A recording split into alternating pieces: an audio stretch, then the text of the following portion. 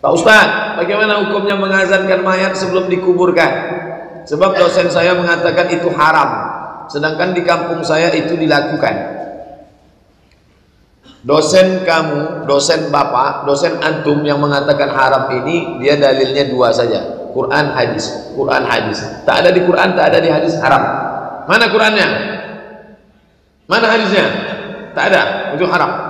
Sedangkan orang yang mengazankan mayat itu, saya tak berani mengharamkan. Saya buka balik kitab mazhab Syafi'i. Ini yang membuatnya siapa?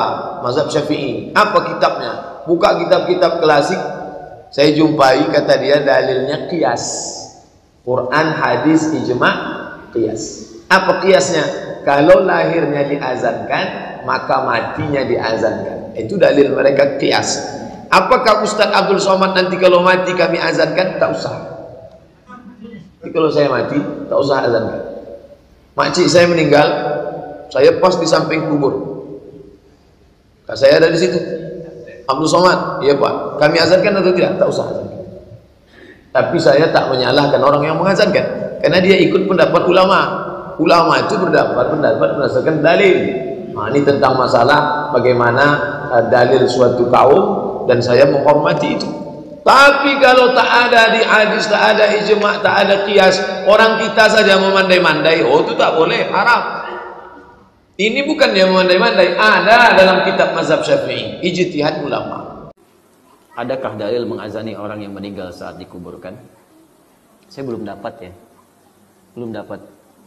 Mungkin karena keterbatasan pengetahuan saya tidak mengetahui dalil-dalilnya, dan biasanya saya kalau belum dapat saya tidak mengamalkan karena saya belum tahu. Jadi teman-teman yang tahu tolong tunjukkan kepada saya supaya nanti saya bisa teliti. Kalau benar insya Allah saya sampaikan dan mungkin saya amalkan. Kalau kemudian tidak ada dalilnya, maka saran saya lebih baik meninggalkannya daripada mengerjakan sesuatu yang tidak ada tuntunannya. Itu saran saya. Kalau dalil untuk mengazani saat dilahirkan itu masih ada, walaupun ulama beda pendapat, tapi ada dalilnya. Ya, ada dalilnya. Sampai beberapa imam, termasuk misalnya kita tunjukkan ada Imam An-Nawawi, termasuk Ibnu Qayyim Al-Jauziyah, beliau termasuk yang menguatkan pendapat itu. Jadi Nabi SAW pernah mengadzani Al-Hasan dan Al-Husain saat dilahirkan. Dan itu masih normal, masih logis. Apa di antara logisnya? Karena fungsi adzan itu bisa mengusir setan. Mengusir setan. Sedangkan sunnah Nabi ketika bayi itu dilahirkan, maka didoakan di antara doanya menjauhkan dia dari setan. Allahumma inni a'udzubika bikalimatika tammah min kulli syaitanin wa hammah. Kan? Min kulli syaitanin wa hammah wa lammatin wa hammah. Ya Allah, saya berlindung kepadamu ya Allah dari keburukan yang menimpa anak saya ini, dan dari godaan setan, dan dari segala keburukan-keburukan, dari hal yang buruk yang menimpanya dalam kehidupan. Mengadani orang meninggal dunia, jawabnya adalah kita tidak usah bicara ulama di luar madhab kita Imam Syafi'i. Di dalam madhab Imam Syafi'i terjadi dua pendapat. Ibnu Hajar Al-Haytami, imam fikih kita yang sangat masyhur, kitabnya dipakai di negeri ini, Imam Ibnu Hajar Al-Haytami mengatakan bahwa tidak ada azan waktu mengkubur mayat. Tidak ada azan. Nah, ulama yang lainnya mengatakan ada azan. Yang mengatakan ada azan karena dikiaskan dengan waktu melahirkan. Sayyidina Rasul mengadzani Sayyidina Hasan dan Husain waktu kelahirannya. Jadi waktu berpindah dari alam rahim ke alam dunia dikumandangkan kalimat takbir dan tahlil. Maka di saat berpindah dari alam dunia menuju alam barzah diadzani. Jadi ini khilaf di antara ulama. Ini bukan urusannya orang madhab lain, bukan berarti yang mengingkari adzan langsung musuh kita, bukan. Sebab di dalam madhab kita Ibnu Hajar Al-Haytami itu gurunya yang punya Fathul Mu'in, yang pernah mendengar kitab Fathul Mu'in, mengatakan adzan tidak ada. Jadi ini sederhana, kalau Anda masuk kampung biasa diadzani, ada pendapat ulama yang diikuti, yang tidak adzan ya enggak apa-apa. Jadi ini khilaf di antara ulama kita ya, bukan urusan ulama yang anti kita, bukan. Ini adalah khilaf di dalam madhab kita. Imam Syafi'i radhiyallahu taala anhu tidak ada azan, tapi kalau kita mengadzani ada, mereka ngikuti petunjuk karena ini keluar dari alam ke alam lain, dikumandangkan azan. Jadi perbedaan apa ulama. Jadi Anda sebagai ustadz yang bijak, jika di sebuah kampung ada azan ya nggak apa-apa, ada ulama ini gitu. Kalau nggak ada azan jangan langsung bilang wah ini sesat, nggak boleh begitu, karena ini adalah perbedaan ulama. Azan ketika kita ngubur mayit dan di telinga kanan, komat di telinga kiri, itu kias ya, kias kepada bayi yang baru lahir. Bayi yang baru lahir disunnahkan untuk diadzan di telinga kanan dan sunnah untuk qomat di telinga kiri.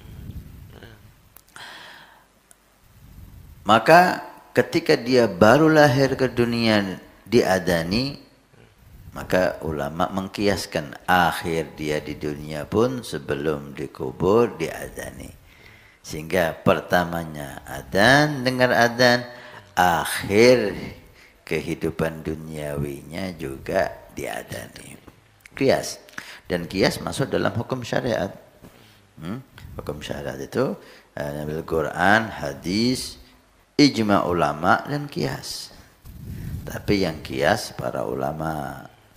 Maka hukum adzan bagi mayit, untuk mayit itu sunnah kias.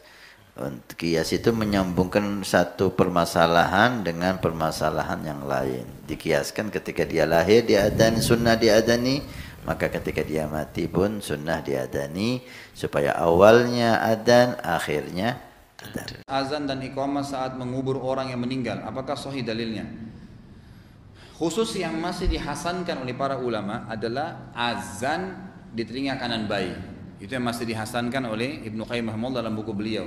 Tapi kalau iqamah memang didhaifkan oleh umumnya ulama. Iqamah di telinga kiri itu tidak ada, kan gitu. Itu yang masalah bayi lahir. Kalau masalah iqamah dan azan pada saat menguburkan orang mati, sama sekali nggak ada dalilnya. Ini perbuatan bid'ah yang mungkar, nggak boleh. Nggak ada azan di kuburan.